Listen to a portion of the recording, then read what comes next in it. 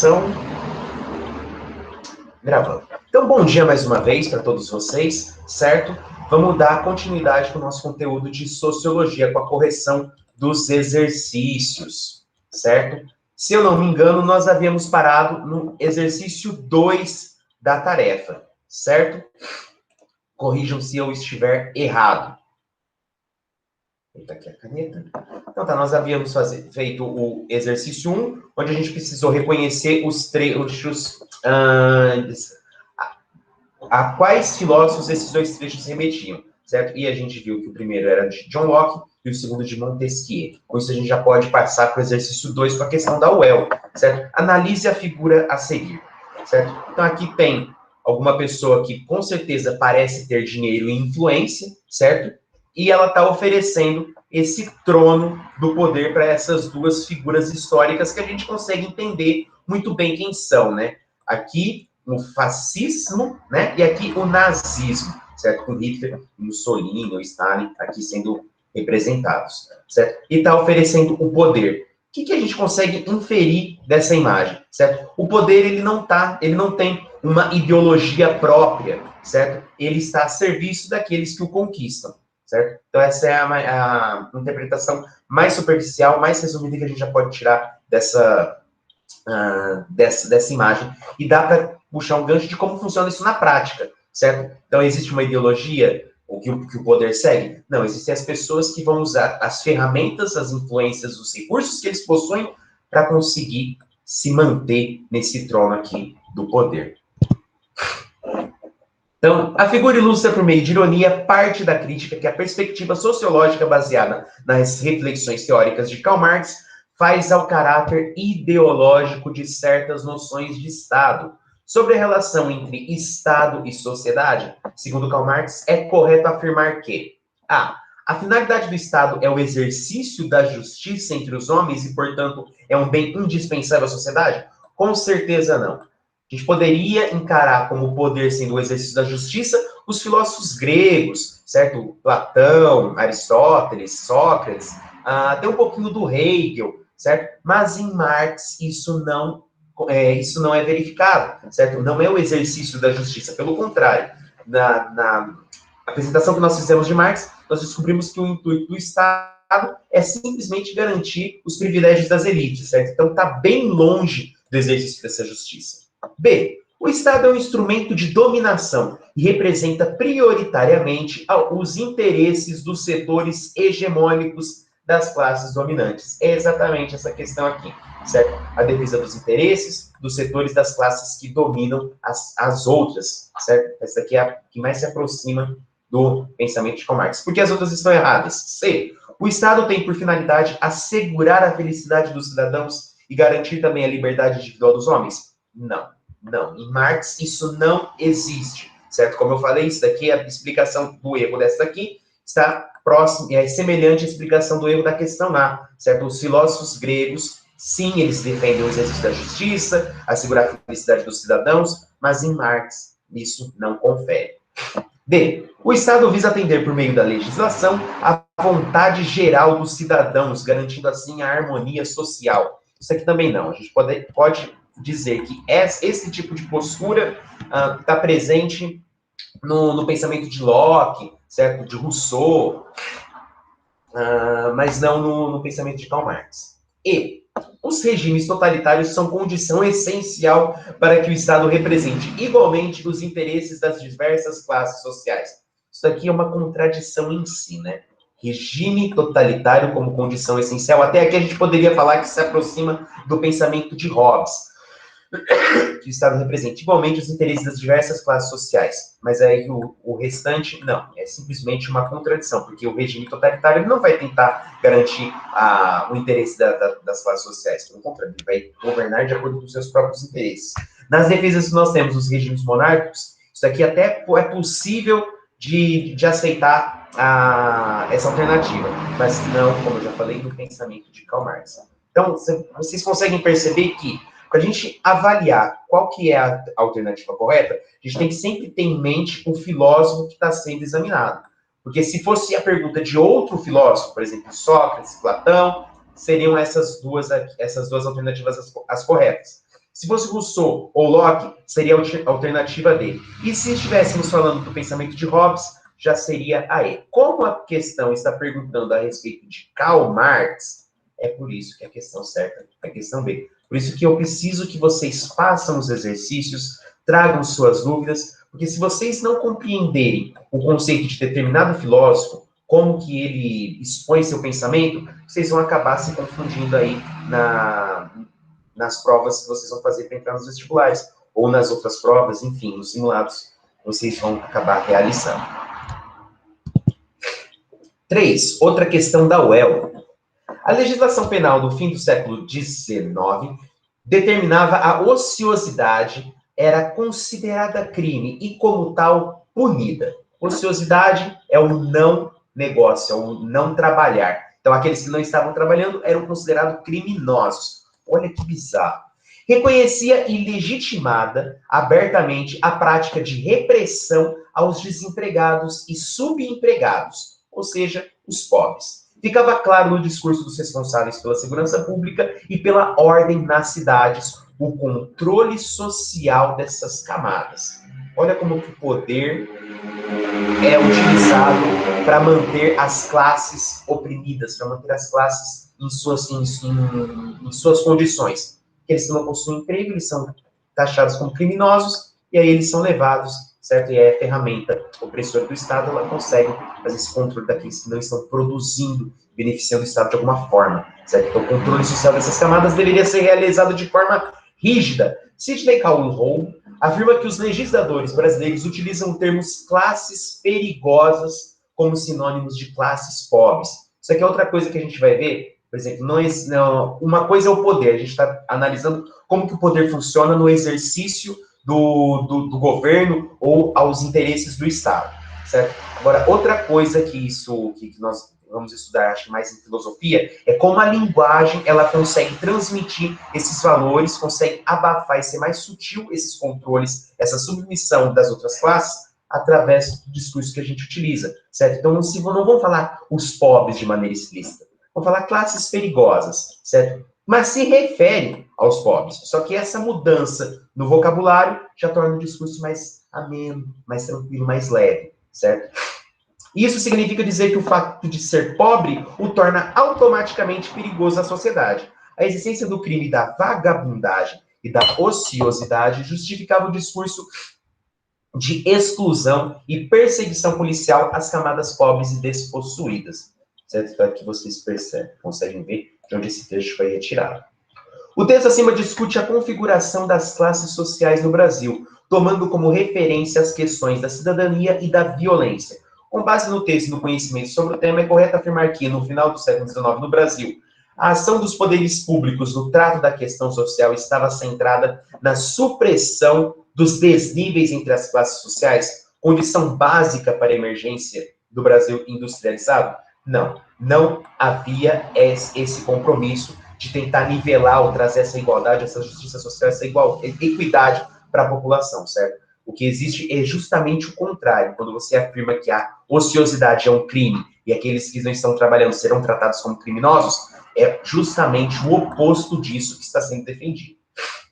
A herança colonial da estrutura social brasileira conduzia o poder estatal a reconhecer como legítimas as lutas das classes populares, no questionamento da estrutura política oligárquica vigente. Então, também não está correta, porque, então, aqui a questionamento da estrutura política oligárquica. Não, então você não tem camadas populares que vão tentar questionar essa classe dominante oligárquica que está governando, certo? O que você tem é simplesmente a repressão dessas classes populares, tentando colocar simplesmente elas nas cadeias, nas prisões, certo? Não existe o compromisso de tentar trazer dignidade para esse setor que está desempregado, esse setor que está aproveitando o ócio, certo? O ócio obrigatório, o ócio imposto. Então, você não tem que as classes populares reivindicando ou sendo revolucionárias para combater essa oligarquia. É, novamente, o oposto que o trecho que nós lemos está mencionando.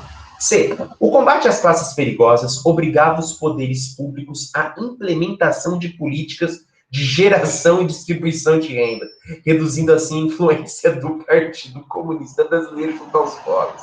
Olha, essa daqui é até piada. A gente já quer acreditar que seria possível. Seria até possível políticas públicas elas reduzirem a força dos partidos comunistas, mas na verdade o que nós temos é o contrário.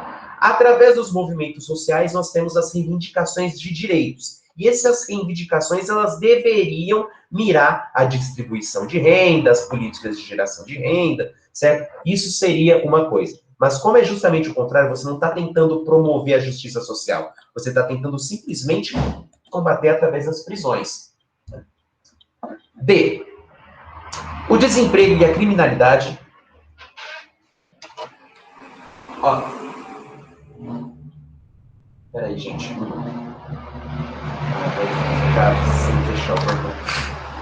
O desemprego e a criminalidade referidos às classes populares eram vistos pelos poderes públicos menos como questão social e mais como questão de política. É justamente essa alternativa correta, certo? Então, existe uma questão social que é a desigualdade, certo? Só que essa questão social, ela não é combatida, certo? Ela deveria ser tratada como que... aliás, perdoa. Deixa eu só dar isso aqui, senão eu vou acabar. Como que você vai tirar o carro aqui?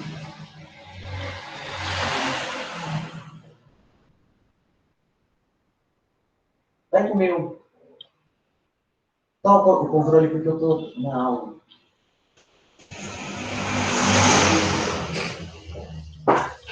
Desculpa, gente. Onde estávamos então? Então existe aqui uma questão social que é a desigualdade. Só que o governo ele não tenta corrigir essa questão social. Ele trata como questão de segurança pública, questão de polícia, certo? É assim que é tratada essa questão de acordo com o trecho que nós lemos. E a repressão policial restringia seus desempregados e subempregados, correto? Pois os trabalhadores assalariados eram protegidos por legislação trabalhista que garantia, por exemplo, aposentadoria e descanso remunerado. Justamente não. Esses direitos eles serão conquistados bem depois, certo? Então, também não é a questão D. Então, questão correta, alternativa D. Alguma dúvida a respeito desta questão? Sem problemas, Luísa. Parece que... Então, vamos lá. Questão 4. Outra questão da UEL. No Brasil, a proclamação da República efetivou-se basicamente no âmbito das elites e como reação às tensões sociais. Então, se vocês se lembram bem, a gente lembra que havia os setores da elite, havia a burguesia que estava se enriquecendo, havia aqueles que estavam começando a se engajar na política, principalmente o setor produtivo. Então, a gente lembra de em São Paulo, em Minas, da política café com leite, e como foi ocorrendo essa introdução desses outros setores dentro da participação política. Então, no Brasil, a proclamação da República efetivou-se basicamente no âmbito das elites e como reação às tensões sociais, que se acumulavam na ordem pós-escravista, que viviam na monarquia, naquela impedimento do progresso. Uma alternância entre indiferença, pragmatismo e violência, quando não o deboche e a carnavalização, pautaria a relação das classes subalternas com o mundo formal da política. Não se trata nem de ruptura, nem de legitimação da ordem, mas talvez da articulação de ambas num outro registro.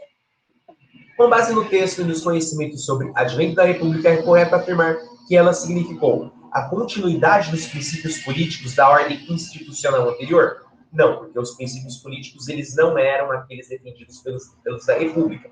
Então, os movimentos sociais eles estavam lutando para ser justamente o contrário, para trazer o progresso, porque a forma de governo vigente ela estava atrapalhando o desenvolvimento do país de acordo com esses setores. B. O rompimento com a cultura patrimonial típica do escravismo. Não houve aqui essa ruptura, certo? Porque o escravismo ainda vai continuar por um bom período. A privação das elites do livre exercício do poder político. Pelo contrário, os únicos que exerciam o poder político de maneira livre eram as elites, certo? D. A instituição de uma ordem democrática perpassada pela fragilização do exercício da política. é justamente essa daqui. O que essa alternativa, difícil de compreender, está dizendo? Então, está sendo instaurada, com a proclamação da República, uma nova ordem democrática, certo? Com a participação de outros setores da sociedade, certo? Só que, mesmo assim, no exercício dessa nova ordem que está sendo instaurada, a política, o exercício dela é fragilizado, certo? Você não tem uma participação generalizada de todos os setores da sociedade. Não. Existiam as elites, os setores produtivos, certo? Esses sim participavam bem das políticas, certo? Os restantes não. Basta lembrar também como que funcionava a influência, a coação dos votos, como a gente já viu no voto do Cabresto, certo? Coisas que a gente vai ver de forma mais pautada na nossa próxima aula de sociologia. E o rompimento com o passado de mando e de subserviência. Não. Uma vez que a gente já traçou que a D aqui é a alternativa correta, aí não faz o menor sentido ao assinalar ou acreditar que ela seja a correta para essa questão. 5. Acho que é do Mackenzie, né? A federação é uma forma de Estado coletiva considerada mais desejável na medida em que procura unificar os interesses da nação através da pessoa do presidente? Não. Resguardar os interesses regionais pela autonomia concedidas aos estados? Exatamente essa daqui. Então, se vocês se lembram, o que é a confederação? É a fragmentação, certo? De determinado território, certo? Aquelas divisões para delimitar cada território, certo? E eles possuem autonomia, certo? Então, cada um desses estados da confederação, eles possuem autonomia para governar segundo suas próprias regras, estando sujeitos apenas à Constituição Maior, que tenta unir e tentar manter coeso todos esses estados divididos. C. Deter a liberdade dos governadores a fim de prevalecer as resoluções do governo federal? Não, é justamente o contrário. O que a confederação, o que a federação propõe é justamente dar essa liberdade aos governadores, para cada um dos seus territórios, no exercício de seus poderes. D. Estabelecer autoridade ampla para assembleias legislativas, mas controlar ativamente o governo central? Também não. E restaurar o equilíbrio político do país, concentrando todas as decisões no governo central? Não, é justamente o contrário. Então, a única alternativa correta, que menciona de forma correta a federação com essa divisão e autonomia, é a alternativa D. 6. Na Constituição Brasileira, do título 4 da Organização dos Poderes, capítulo 1 do Poder Legislativo, seção 1 do Congresso Nacional, encontramos o seguinte artigo. Artigo 48. Cabe ao Congresso Nacional, com sanção do Presidente da República, dispor sobre todas as matérias de competência da União. Mais à frente, na seção 8 do processo legislativo, do mesmo capítulo 1 do título 4, mais especificamente da subseção 3 das leis, a Carta afirma, artigo 62, em caso de relevância e urgência, o Presidente da República poderá adotar medidas provisórias com força de lei, devendo submetê-las de imediato ao Congresso Nacional. Então, aqui a gente está falando da autonomia que o Congresso possui, só que a outra parte do poder, onde existe o decreto-lei. É isso aqui, né? Caso de dividendo, o presidente poderá admitir medidas provisórias. Decreto-lei é o próximo. A próxima questão que vai trazer as questões provisórias. Então, aqui é medidas provisórias, que são mandadas ao Congresso.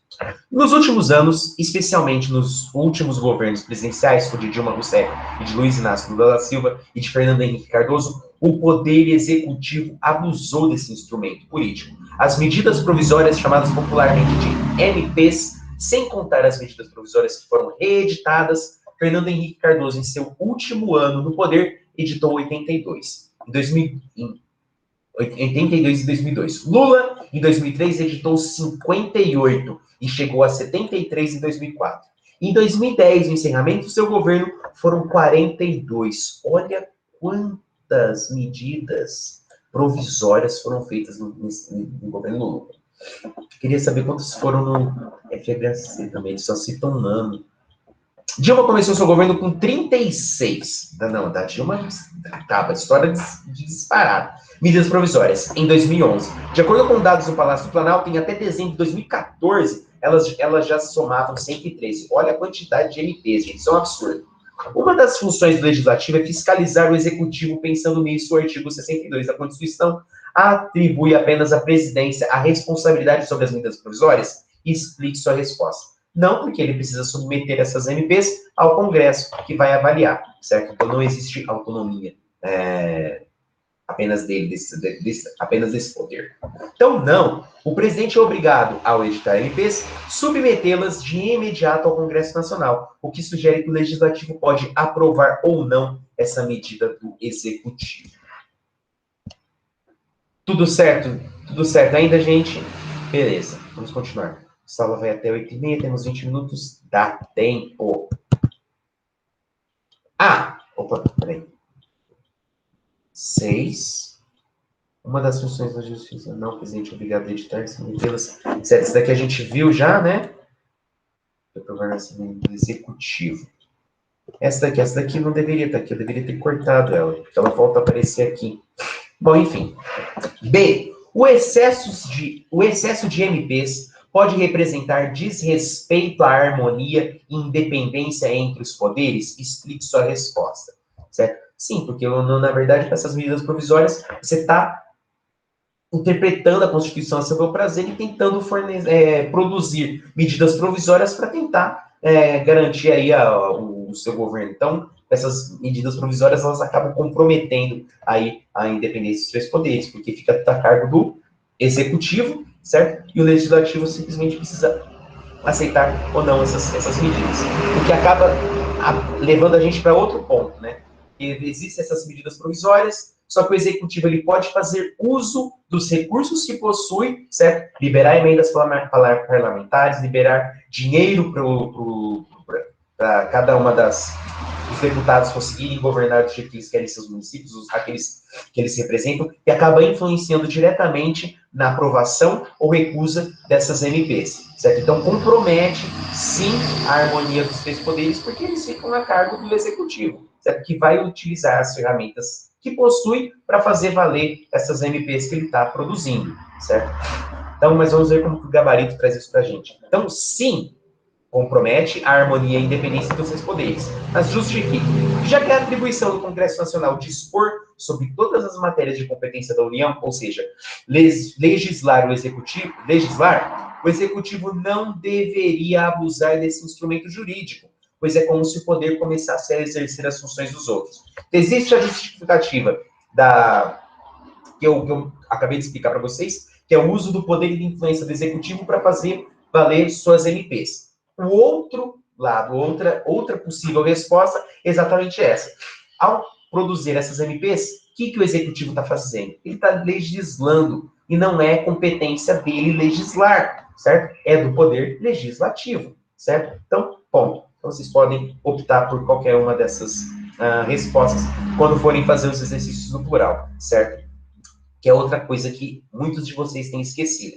Vocês respondem simplesmente sim, não, e esquecem de explicar, de justificar, certo? Não tem como eu dar correto se vocês não justificarem suas respostas, certo? C.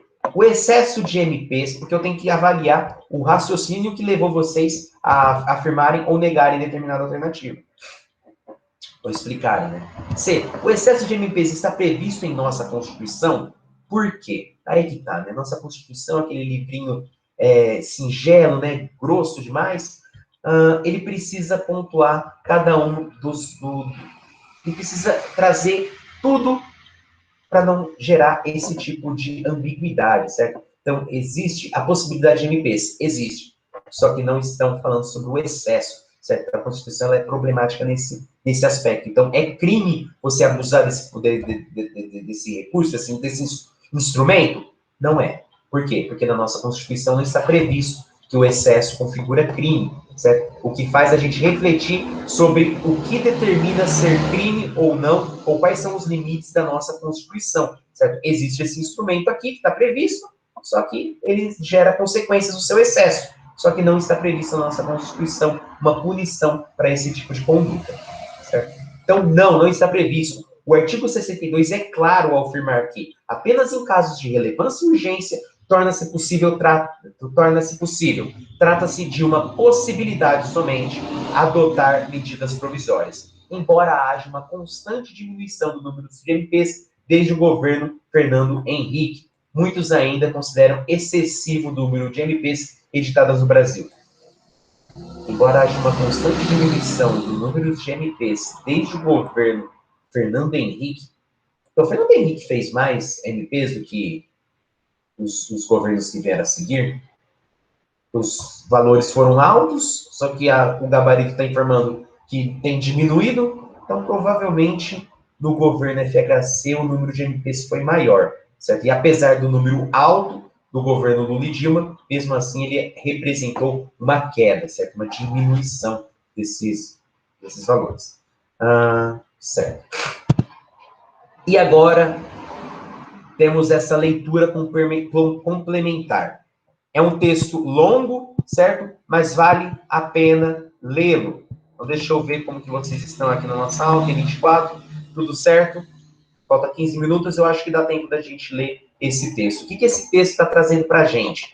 Certo? Esse texto ele vai trazer aí uma reflexão sobre os 3 tipos de poder, certo? O governo de o governo de muitos e o governo de poucos, certo? Vamos ver como que isso se constata, se verifica na prática. O governo de é a monarquia, o governo de muitos é o governo do povo e o governo de poucos são as oligarquias, certo? São os tipos de regime. E aqui a gente tem uma breve história, breve não, né? Uma história sobre 3 personagens e cada um deles defendendo um tipo específico de governo, certo? Então, para eles defenderem o governo que eles acreditam ser o melhor, eles acabam criticando os pontos falhos do governo que os outros defendem. Então, vamos lá. Norberto Bobbio retomou um texto escrito pelo historiador Heródoto, do século 7 a.C. Então, gente, o texto é escrito por Heródoto, século 7 a.C. Olha as reflexões a respeito de política já desde aquela época, certo?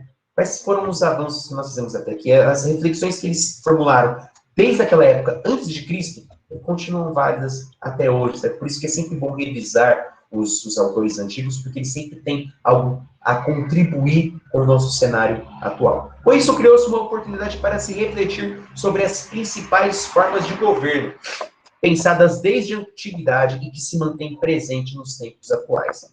Então, uma discussão célebre.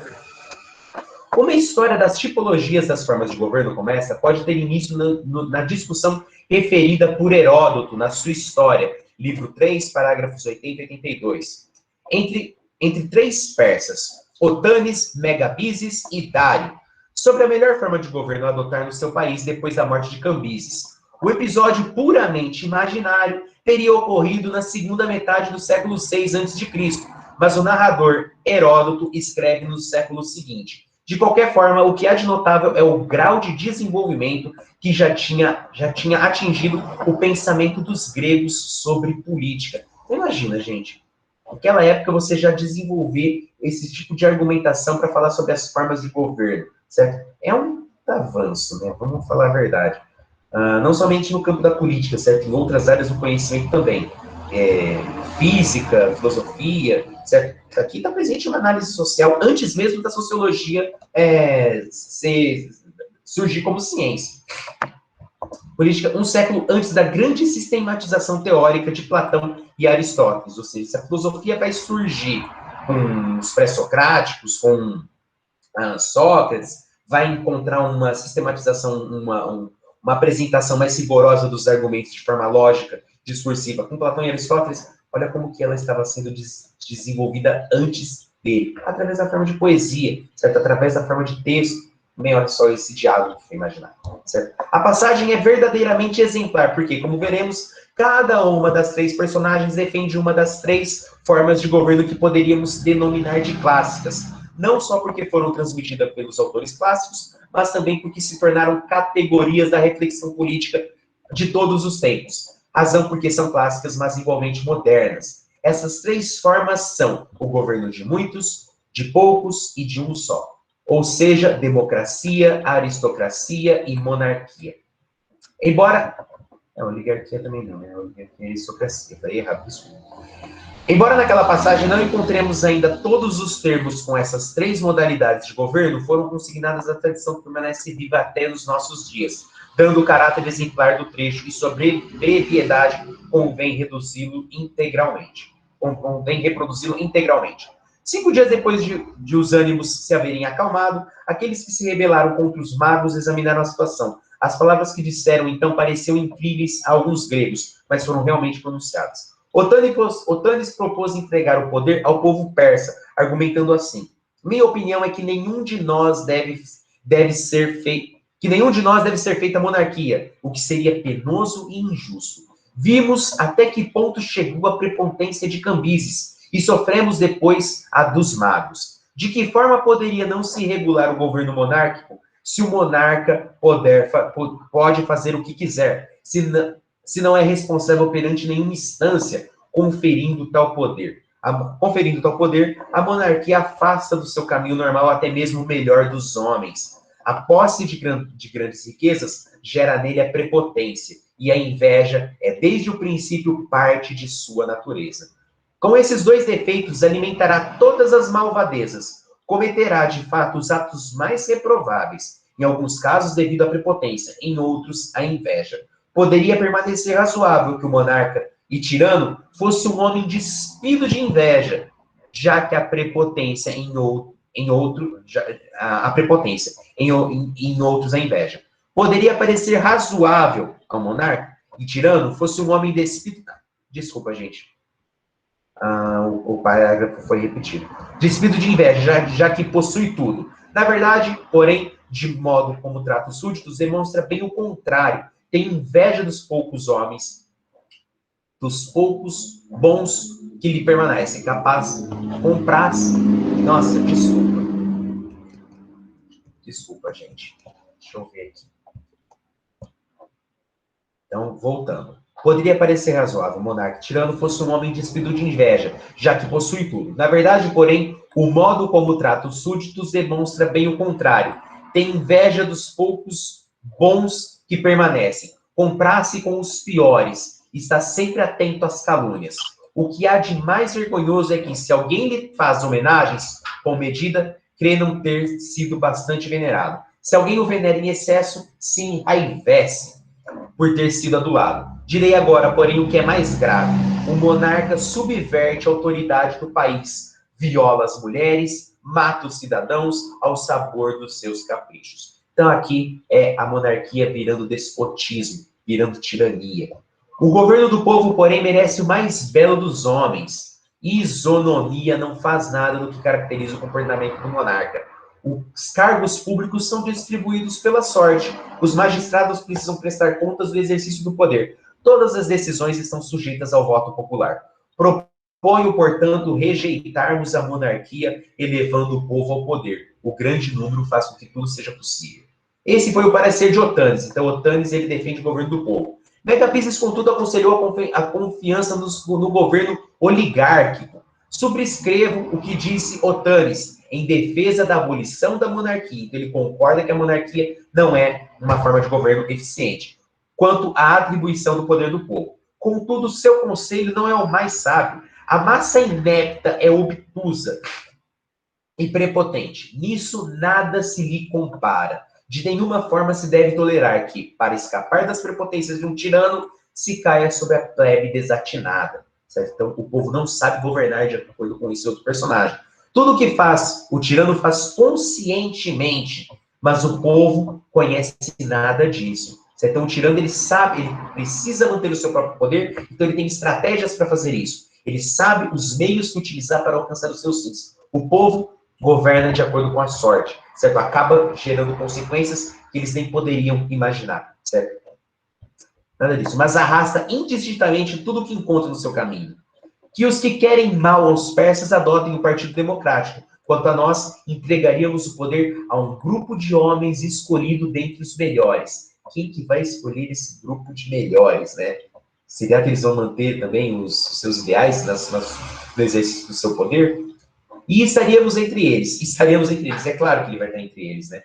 Você não quer ser governado, você quer governar. É natural que as melhores decisões sejam tomadas pelos que são melhores. Foi esse o parecer de Megabises. Em terceiro lugar, Dário manifestou sua opinião. O que disse Megabis a respeito do governo popular me parece justo, mas não o que disse sobre a oligarquia. Entre as três formas de governo, todas elas consideradas o seu estado perfeito.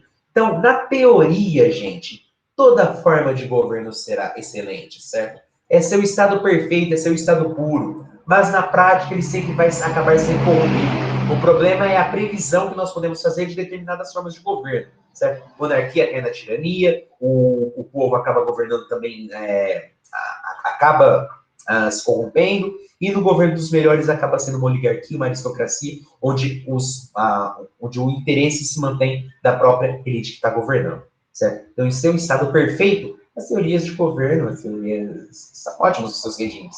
Enfim, isto é, entre a melhor democracia, a melhor oligarquia, a melhor monarquia. Afirmo que a monarquia é superior a todas. Ele chega para voltar à defesa da monarquia. Nada poderia parecer melhor do que um só homem, o melhor de todos, com seu discernimento, governaria o povo de modo irrepreensível, como ninguém mais saberia manter seus objetivos políticos a salvo dos adversários. Numa oligarquia, é fácil que nasçam graves conflitos pessoais entre os que praticam a virtude pelo bem público. Todos querem ser o chefe e fazer prevalecer sua opinião, chegando por isso a odiar-se de onde surgem as facções, e delas os delitos. Os delitos levam à monarquia, o que prova que esta é a melhor forma de governo. Por outro lado, quando é o povo que governa, é impossível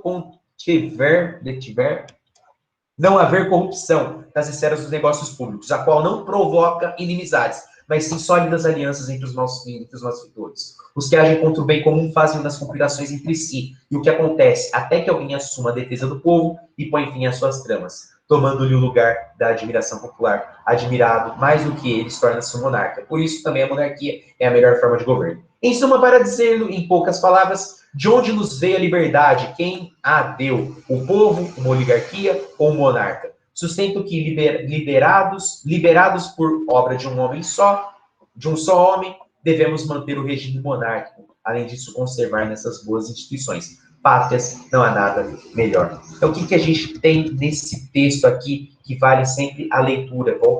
Sempre vale para vocês votarem. Aqui a gente tem as três formas de poder desenvolvidas já desde antes de Cristo, onde é apresentado para a gente a forma pura e como ele se corrompe, certo? Os prós e os contras de cada uma dessas formas de governo. É exatamente assim que nós continuamos a operar até hoje. Nas nossas exposições, nós sempre levamos em consideração essa forma de governo do seu estado perfeito, esquecendo que na prática as coisas elas não se confirmam dessa forma. O que dá para a gente chamar, destacar ou mencionar aí as reflexões de Maquiavel, certo? Então, a política é o exercício dessa forma pura de governo? Não. Política é a arte do possível, certo? Então, o que significa ser a arte do possível? É conseguir agir conforme as ferramentas que eu possuo, certo? O problema é que em cada um desses tipos de governo, governo de um, governo de poucos ou governo de muitos, o objetivo sempre será o mesmo, manter-se no poder. E as ferramentas utilizadas sempre serão as mais diversas, certo? A diferença é que alguns regimes serão truculentos, outros, as formas de dominação serão mais sutis. Mas vale a pena, porque com as reflexões desse texto, já dá para trazer muita coisa já para a nossa atualidade, certo? Considerando a leitura, então, o que vocês precisam fazer após a leitura desse texto lá nos exercícios do plural, ou do seu caderno, mas lembra de tirar foto e enviar para mim? Considerando a leitura, responda: como cada um dos três debatedores defende a forma de governo que considera ideal e demonstra os defeitos das opiniões de seus adversários? Então, vocês vão ter que voltar, certo? Lembrar de cada um dos personagens, Otanes, Megabizes e Dário, e falar como que eles defendem a forma de governo que eles acham melhor e a crítica que eles fazem aos outros dois parceiros, as duas outras formas de governo. Isso é uma questão, certo? Considera ideal e demonstra o defeito daquilo. Aí tem em sua resposta, procure estabelecer comparações com o exemplo da história ou da atualidade. Então, vocês vão falar como que eles apresentam esses argumentos, defendendo sua forma de governo e criticando os demais, E podem utilizar referências da história para mostrar como cada exercício de poder acabou sendo exercido. Certo? Então, aqui é uma resposta pessoal, certo? Mas o gabarito ele traz sugestão de como responder. Só que ele começa a falar simplesmente sobre os exemplos da história, certo? Ele não expõe os argumentos apresentados pelos personagens. Os exemplos históricos ou contemporâneos que podem ser citados são múltiplos. O importante na tarefa é a avaliação do critério que vocês usarão em seus argumentos. Na caracterização da democracia, cabe os exemplos dos ideais da Revolução Francesa, da consolidação política dos Estados Unidos da América, da luta dos trabalhadores pelos direitos de cidadania, etc. Então, aqui nesse exemplo aqui da democracia, nós temos o povo se mobilizando para conseguir aí alcançar os seus direitos. Então, é um exemplo. As questões relativas à oligarquia podem lembrar o regime brasileiro da República Velha, a hegemonia dos partidos comunistas no poder de potências do século XX e o poderio das oligarquias financeiras consolidadas nas políticas neoliberais globalizadas. Então, o que nós temos aqui na defesa da oligarquia ou aristocracia? É o grupo seleto governando de acordo com seus interesses, certo? Seja ele dos partidos comunistas, sejam eles dos neoliberais, certo? Ou as potências financeiras que governam segundo os seus interesses. E, por fim, sobre a monarquia, os argumentos dos defensores do absolutismo, a sobrevivência das monarquias europeias e orientais, as tiranias na África, certo? Então, esses são os exemplos históricos, mas ainda decidi apresentar os argumentos dos personagens, ok? Com isso, nós finalizamos nossa aula de hoje, certo? Com a exposição, com a correção dos exercícios. Alguma dúvida, minha gente? Tudo certo? Eu agradeço aí a presença de vocês, certo? E até semana que vem. Obrigado. Obrigado, Lavínia. Então, valeu, gente. Tchau, tchau.